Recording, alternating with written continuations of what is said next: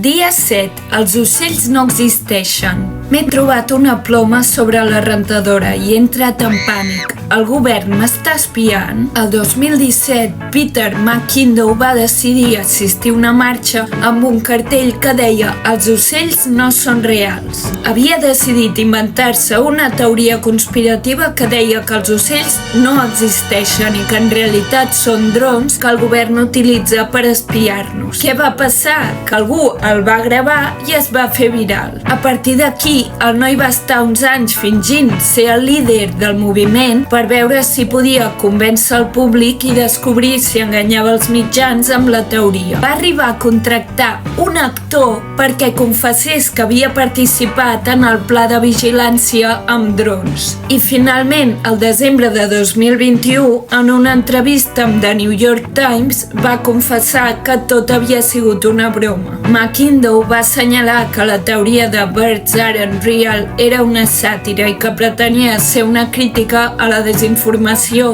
i a les teories de la conspiració. Segons el creador, creure en teories de la conspiració ens fa sentir compresos i sentir que formem part d'una comunitat. Creus que és així?